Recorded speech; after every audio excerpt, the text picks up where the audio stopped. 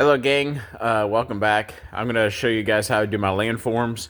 The best thing I like to use is a sculptamold, and I already have some mixed up right here. As you can see, kind of like the consistency of cottage cheese. I don't like cottage cheese personally, but that's the consistency that you want. And let me lay this down here and I'll show you how it works, how you put it on here.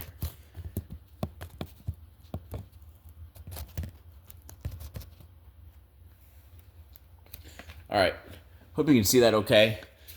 And then, as you can see, you just take a goop of it like this. And then it's real thick. Like I said, about cottage cheese. You put on there, and then it just contours to your landforms really nicely. And you just work it in with a little putty knife or whatever you have on hand. And then a nice thing about sculptamold is that it has the texture of rock.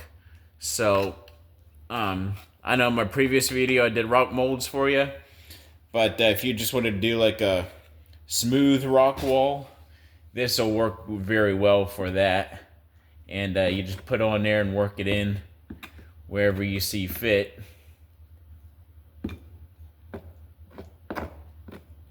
It'll take a little bit of time to get it in all the nooks and crannies, especially to get the landforms to the way that you want it. But it just takes a little bit of time, and you come out with some really good looking results. And I'll move the kit whenever I get done filling this in. You can see the before and after results. See how you can see where it's layered right here with the styrofoam. You just put, whoops, it just fell off my knife right there. You just put that on there.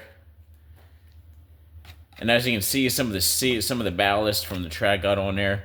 But that's okay, because that'll just blend in once I get the rest of the scenery put on there. The nice thing about sculptamold too is, like I said, it has the consistency of cottage cheese. So like once you put it on there,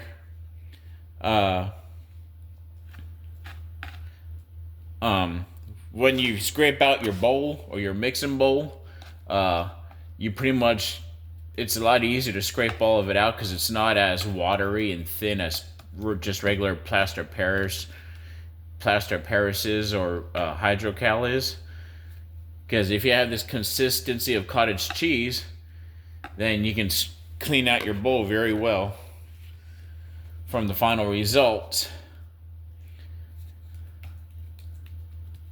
And then I'm just adding some more on here and there.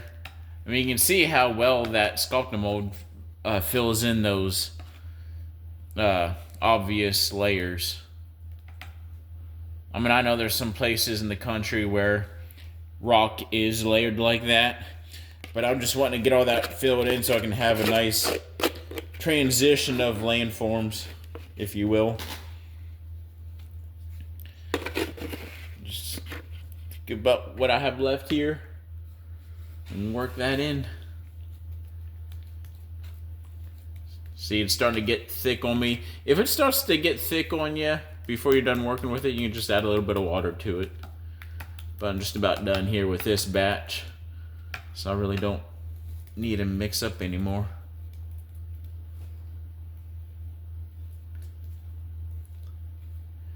And then whenever you get it to where you want it, you just take your blade and just smooth out the rest of the results. I got one more little mouthful here. I'm going to just throw that here on the end. Just like that. All right. I'm going to take you over here, show you what it looks like. And get you up close. Here's what I did last week. You can see what I did here last week. All nice and hard. And then here's what I just did just now in this demo video. And you can kind of see the results. It has a nice smooth contour hillside. So I can just put my ground foam on here, and like here where it's flat, here on the front. I'm just gonna paint that to make it look like a rock face, like down here on the bottom.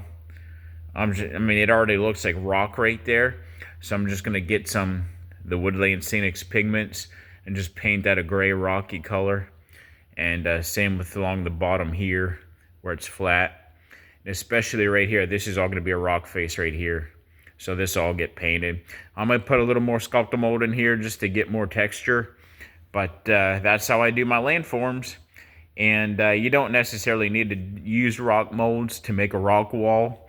If you use sculptamold, you put it on here. I mean, if you look, I mean, once that's painted, like especially in this area, once that's painted, that almost look like rock. So I mean, sculptamold works very well. Me personally, this is the first time I used it, and I'm just really happy with the results.